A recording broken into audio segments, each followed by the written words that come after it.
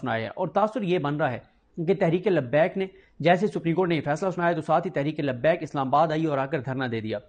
دیکھیں as a reporter ہمارا یہ فرض ہے کہ جو بات ہمیں جو فیکٹ ہمیں معلوم ہو اس کا اظہار کرنا چاہیے اور اس پہ بات کرنی چاہیے۔ سچ بات یہ ہے کہ تحریک لبیک کے اس احتجاج، اس دھرنے اور اس ریلی کا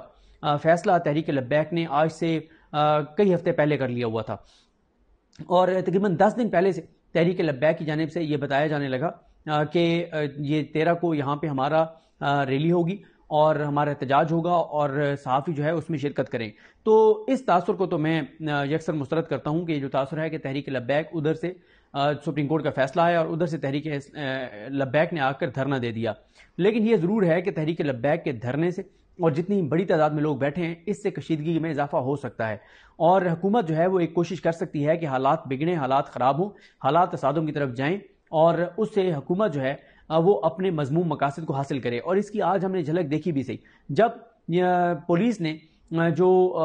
پولیس کی وردیوں میں کچھ لوگ تھے جنہوں نے وہاں پہ کھڑے ہوئے ٹرک کو توڑنے شروع کر دیا، گاڑیوں کو توڑنا شروع کر دیا فیض آباد مقام پر۔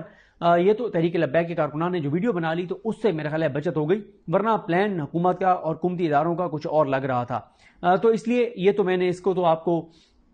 بتا دیا کہ تحریک لبیک نے ایسا نہیں ہے کہ سپریم کورٹ کا فیصلہ اور ساتھ ہی تحریک لبیک والے آ گئے، بلکہ یہ ان کا پہلے سے ڈیسائیڈڈ تھا۔ لیکن یہ ضرور ہے کہ یہ معاملہ سنگین ہو سکتا ہے، جیسے عمران ریاض خان صاحب نے بھی ٹویٹ کر کے کہا ہے کہ تحریک لبیک کے جو ہزاروں لوگ یہاں پر بیٹھے ہوئے ہیں تو حکومت یہاں پر کوئی بھی ایسا کام کر سکتی ہے جس سے حکومت یہ چاہے کہ کوئی اور ایک ایسا واقعہ ہو جس کو وہ 9 مئی